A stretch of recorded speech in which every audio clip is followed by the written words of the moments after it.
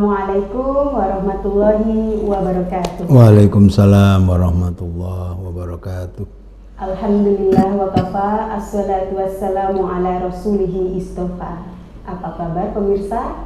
Berjumpa lagi di acara Tarjih Menjawab bersama saya Tri Yaumil Falihah yang akan menemani Anda 30 menit ke depan. Baik pemirsa, di sini telah hadir bersama saya Dr. Fuad Zain MA. Beliau adalah Ketua Divisi Fatwa dan Pengembangan Tuntunan Majelis Tarjih dan Tajdid Pimpinan Pusat Muhammadiyah. Nah, kita sapa dulu ya. Assalamualaikum Ustaz. Waalaikumsalam Mbak Yaumil. Sehat ya? Alhamdulillah Mbak Yaumil dan keluarga sehat ya. Alhamdulillah. Lancar ya puasanya Ustaz? Lancar. Alhamdulillah ya. Semoga pemirsa di rumah juga selalu diberikan kesehatan agar puasanya lancar selalu. Amin. Di sini di edisi Tarjih Menjawab kali ini kita akan membincangkan siapa yang wajib dan yang tidak wajib puasa ya. Oke pemirsa, Ustadz sebagai pengantar mungkin bisa dijelaskan ya Ustadz, siapa saja sih Ustadz yang terkena kewajiban puasa di bulan Ramadan ini? Terima kasih Mbak Yaumil bahwa puasa ini kan yang sudah populer di dalam dalil yang secara umum kita pahami adalah Al-Baqarah 183. A'udzubillahi minasyaitonirrajim, ya ayyuhalladzina amanu kutiba alaikumusiyam kama kutiba alal ladzina min qablikum la'allakum tattaqun. Jadi dari sini jelas semua kaum muslimin dan muslimat yang mukallaf itulah yang terkena beban untuk melakukan ibadah puasa di bulan Ramadan. Tetapi orang-orang yang tidak diwajibkan berpuasa Ramadan tetapi wajib mengganti puasanya di luar bulan Ramadan adalah perempuan yang sedang mengalami menstruasi dan nifas. Nah, nifas ini memang secara khusus memang tidak ada dalil yang khusus. Tetapi ulama sepakat bahwa hukum nifas di dalam puasa sama dengan hukum menstruasi. Jadi dalam sebuah hadis, idza hadat lam tusalli wa lam tasum qulna bala. Rawahul Bukhari. Jadi apabila menstruasi maka tidak sholat dan tidak puasa. Kami menjawab ya, begitu dalam sebuah hadis itu. Terus Aisyah pun juga meriwayatkan sebuah hadis, kana yusibuna dzalika fanu'maru biqada'is shaum wala nu'maru biqada'is shalah. Rawahu Muslim. Jadi ketika Aisyah mengatakan ketika kita dalam posisi menstruasi maka kita disuruh untuk mengqadha puasa dan tidak disuruh mengqadha sholat. Ini hadis riwayat Muslim. Ini diantaranya orang-orang yang wajib puasa di bulan Ramadan dan orang-orang yang tidak diwajibkan puasa Ramadan.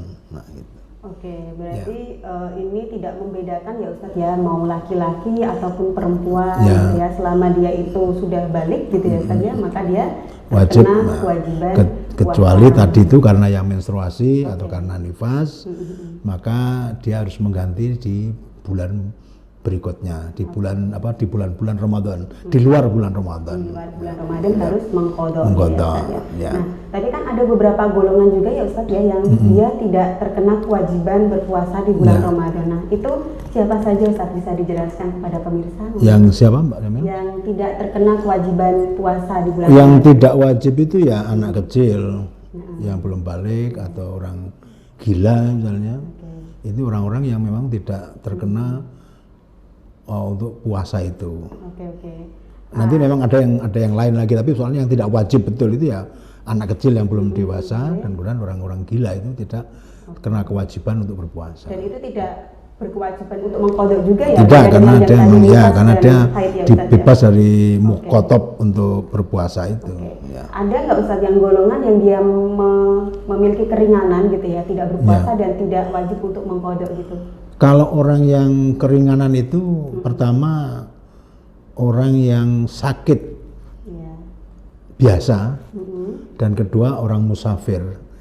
Ini kedua orang ini mendapatkan keringanan untuk tidak puasa sesuai dengan Al-Baqarah 184. Iya, iya. Faman kana minkum maridon au ala safarin fa iddatun min ayyamin ukhor.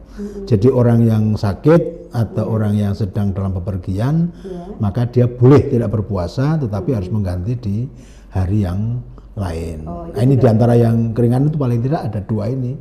Pertama orang yang sakit, yang kedua orang musafir. Berarti tapi tetap harus mengkodok ya Ustaz ya itu ya? Ya, dia tetap karena faidatun min ayamin ukhor.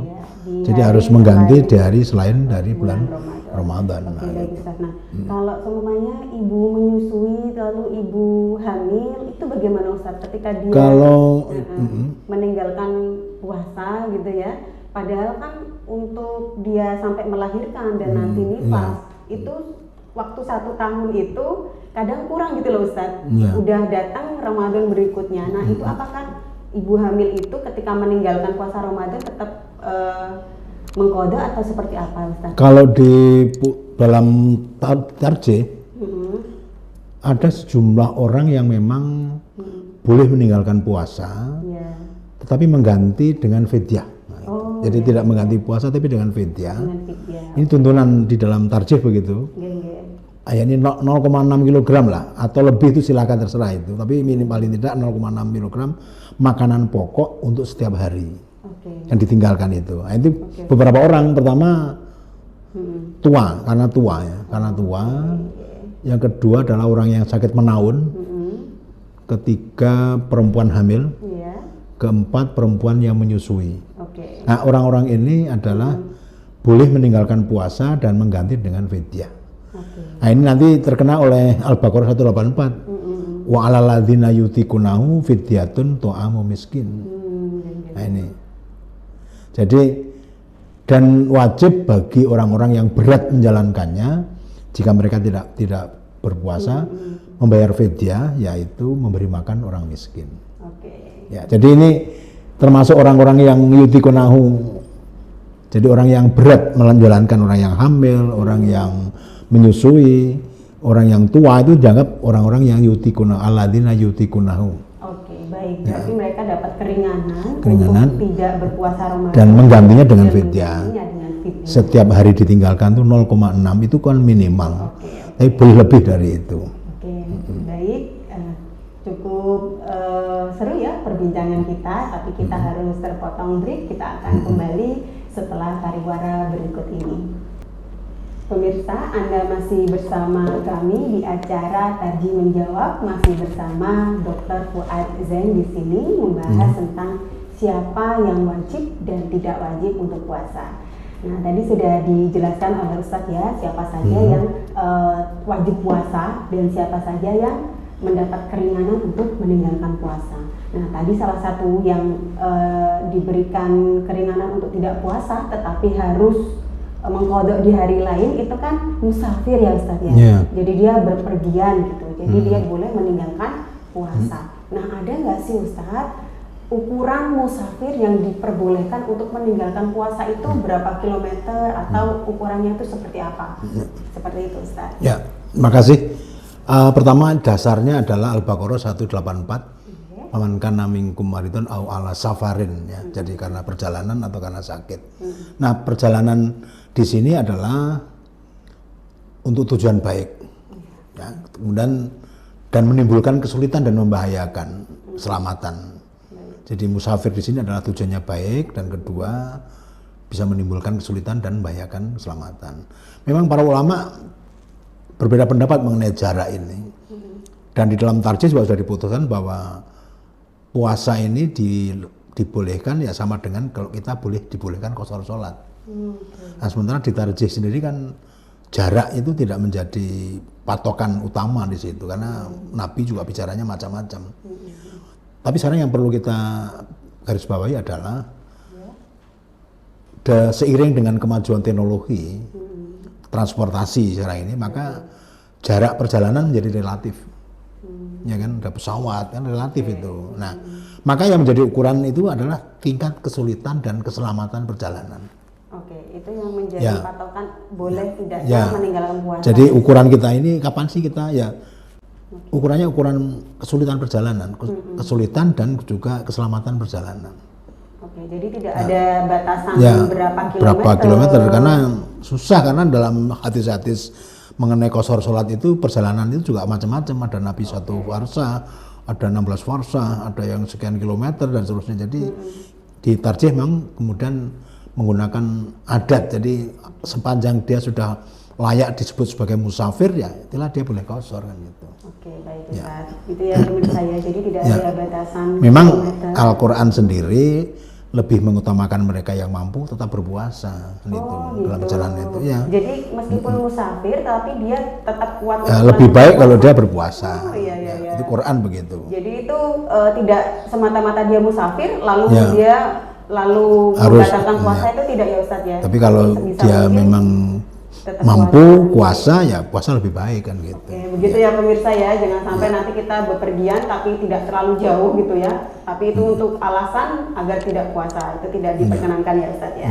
Nah oke, lalu Ustadz di masa pandemi seperti ini ya Ustadz ya, kita lihat kan ada banyak bencana alam juga, masih COVID-19 ini belum selesai gitu. Nah bagaimana untuk nakes atau tenaga kesehatan, lalu para relawan itu yang terjun langsung membantu di daerah-daerah yang terkena bencana, itu ada keringanan nggak sih Ustadz untuk meninggalkan puasa? Ya. Itu menjawab masalah ini kita mengacu ke Al-Baqarah 195. Wa anfiqu fi sabilillah wa la tulqu bi aidikum ila tahlukah. Ya kan? Jadi ini wa ahsinu innallaha yuhibbul muhsinin. Jadi dan belanjakanlah harta bendamu di jalan Allah dan janganlah kamu menjatuhkan dirimu sendiri ke dalam kebinasaan, dan berbuat baiklah karena sesungguhnya Allah menyukai orang-orang yang berbuat baik. Jadi ayat ini menunjukkan larangan kepada umat Islam untuk menjatuhkan diri pada kebinasaan.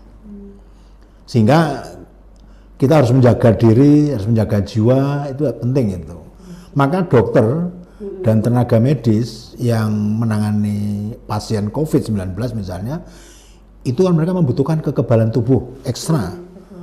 Terus kesehatan yang baik, mau baik fisik maupun non fisik, itu harus dijaga oleh dokter-dokter dan relawan tenaga medis itu. Maka dalam rangka itu ia diperbolehkan untuk tidak berpuasa karena dikhawatirkan bila mana tetap berpuasa justru akan membuat kekebalan tubuh dan keselamatan menurun, sehingga mengakibatkan terpapar COVID-19 lebih besar dan berujung pada ancaman kematian. Jadi untuk itu maka boleh demi untuk menjaga diri, menjaga jiwa agar tidak terpapar ke dalam kebinasaan yang justru lebih memberatkan pada mereka, para tenaga medis dan dokter itu. Oke, berarti Masya Allah sekali ya Ustadz ya, Islam ini jadi membuat regulasi yang sedemikian rupa, jadi tidak semata-mata mewajibkan puasa, tapi juga ada keringanan-keringanan untuk di orang-orang tertentu.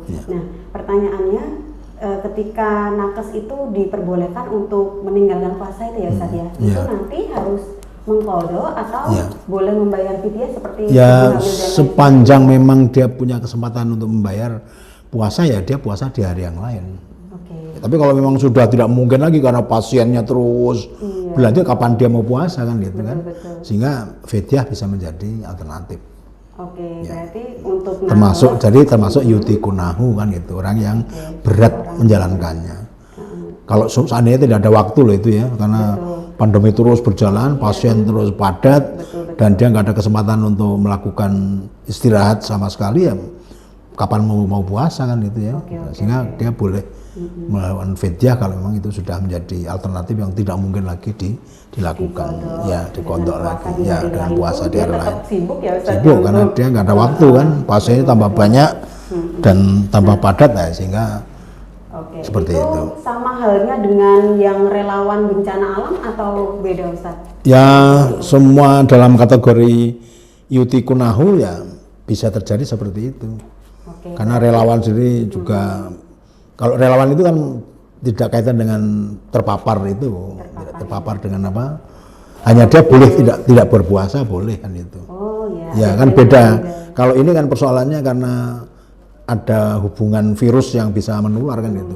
Kalau bencana alam kan tidak, jadi dia hanya tenaga saja yang harus harus dilakukan. Nah, itu bisa saja dia tidak berpuasa karena dianggap ada keringanan karena itu karena dalam posisi relawan dan seterusnya itu ya. Berarti dia juga nanti harus membayar kodok ya Ustaz, membayar pada hari yang lain luar puasa Ramadan. Oke, itu ya perbincangan kita. Nanti kita akan melanjutkan batasan untuk membayar kodok puasa itu kapan sih gitu ya. Kita akan lanjutkan setelah pariwara berikut ini. Pemirsa, Anda masih bersama kami di acara Tarjih Menjawab, masih bersama Dr. Fuad Zain membahas tentang siapa yang wajib dan tidak wajib puasa.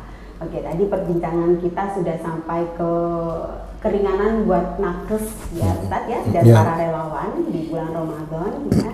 Lalu sekarang pertanyaannya, tadi kan kalau relawan itu tetap wajib untuk mengkodok puasa ya Ustaz ya? Ya. Nah, dan perempuan yang haid, perempuan yang nifas itu juga wajib mengkodok ketika meninggalkan puasa di bulan Ramadan.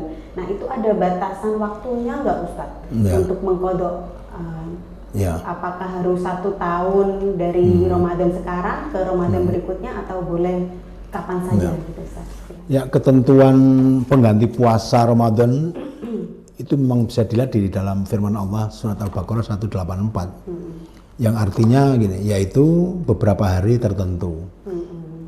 Maka barang siapa di antara kamu sakit atau dalam perjalanan lalu tidak berpuasa, maka wajib mengganti sebanyak hari yang dia tidak berpuasa pada hari-hari yang lain. Nah, itu kan begitu, ayat Qur'annya begitu. Tapi kata-kata hari yang lain itu kapan begitu? Nah, mengganti puasa atau puasa qadha itu ya dilakukan sesuai dengan jumlah puasa yang ditinggalkan saat Ramadan. Nah, waktunya kapan? Nah, ini dapat dilakukan setelah Ramadan sampai sebelum Ramadan tahun berikutnya. Jadi kalau di dalam kitab dalam kitab Al-Jami' li Ahkamis Shiyam itu, Abdul Latif itu mengatakan begini. Jadi waktu terakhir untuk mengqadha itu adalah bulan Sya'ban. Ya, karena Sya'ban itu kan menjelang Ramadan itu. Artinya qadha itu hendaknya dilaksanakan sebelum datangnya Ramadan yang baru. Yang berikutnya ya. Nah, tetapi begini, memang ini juga terjadi perbedaan pendapat. Jadi pendapat mengenai wajibnya mengqadha sebelum datangnya Ramadan itu sudah disepakati oleh para ulama. Kecuali Imam Abu Hanifah. Kalau Abu Hanifah itu kapan saja. Ini nggak jadi tahun depan lagi begitu. Yang penting jadi numpuk iya, gitu. yang penting itu dia membayar itu saja gitu. Itu hanya Abu Hanifah, tapi yang lain sudah sepakat ya mestinya dibayar sebelum datangnya Ramadan yang baru. Tapi dalil yang sharih mengenai itu ya memang ada. Kalau Aisyah itu ya sampai bulan Sya'ban begitu. Jadi puasa jadi mengqadha puasa itu adalah bulan Sya'ban karena setelah itu kan Ramadan. Berarti kan maksudnya dibayar sebelum Ramadan berikutnya datang kan gitu.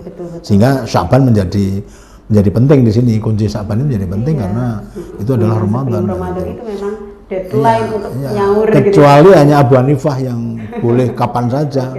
Jadi di antara jumhur ulama itu hanya Abu Hanifah saja yang membolehkan ya Ustaz ya. Hanya Abu Hanifah yang membolehkan kapan saja. Umpamanya memang ada nih Ustaz ya yang dia hutangnya banyak numpuk-numpuk dari Ramadan berikutnya itu. Nah, dia nanti mengqadhanya itu tetap mengqadha puasa atau boleh diganti dengan membayar fidyah Ustaz?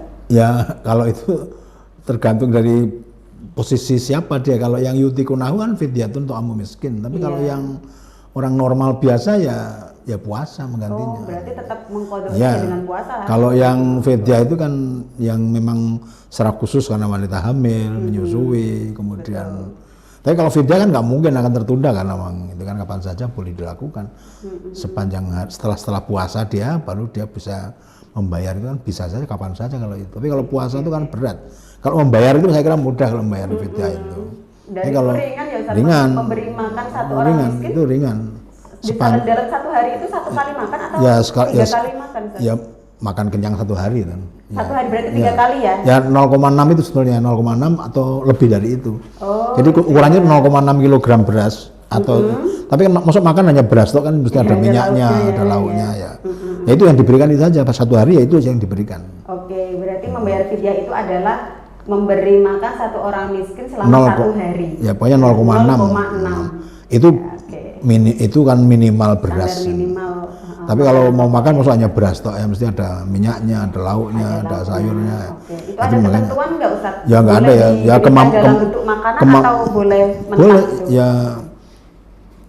ya sebetulnya mestinya kalau ya yang bisa mentah sebenarnya bisa sih fidyah itu ya. Oke.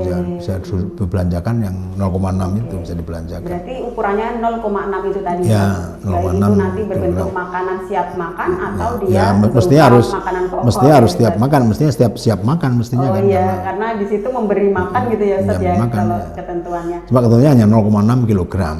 Oke. Nah, ini Ustaz banyak juga yang sering bertanya terkait mengkodok puasa dengan kalau kita puasa Syawal, itu mana sih Ustaz yang harus didahulukan kan? Katanya kalau kita mau puasa sunnah itu harus puasa yang wajib dulu dipenuhi dulu. Itu ini memang begini, setelah Idul Fitri itu kan disunahkan untuk puasa Syawal. Betul. Dan banyak hadis yang menyebutkan tentang keutamaan puasa 6 hari di bulan Syawal. Ya, para ulama memang berpendapat bahwa puasa sunnah itu dapat dilakukan secara berurutan selama 6 hari, dan ada yang mengatakan boleh tidak berurutan, yang penting masih bulan Syawal gitu. Nah, namun bagaimana dengan orang yang memiliki utang puasa Ramadan? Apakah harus mendahulukan qadha puasa atau baru puasa Syawal? Nah, ini terjadi perbedaan pemahaman itu. Pertama, ya mestinya harus membayar yang wajib dulu, utang pada Allah baru yang sunnah. Ya, ada yang mengatakan begitu, tapi boleh melakukan jadi gini, kalau itu makruh kalau kita mau mendahulukan sunnah daripada yang Syawal. Tetapi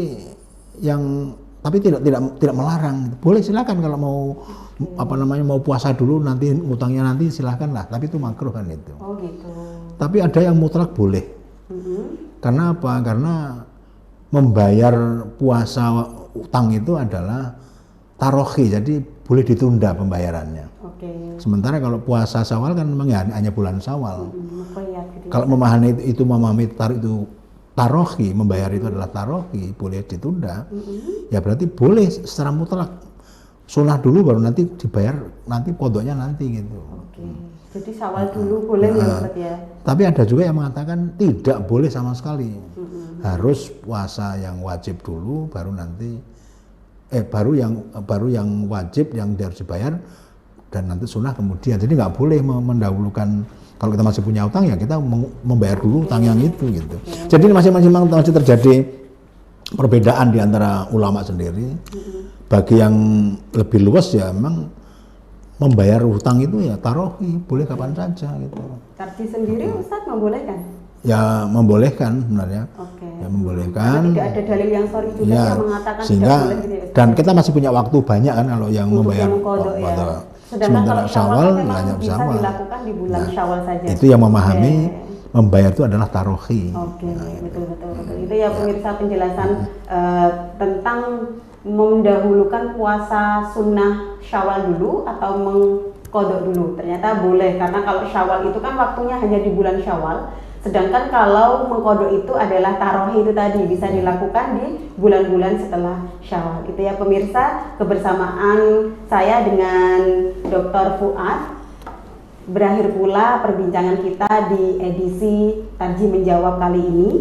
Saya Yaumil dan kru yang bertugas mohon undur diri. Billahi taufiq wal hidayah. Wassalamualaikum warahmatullahi wabarakatuh. Waalaikumsalam warahmatullahi wabarakatuh.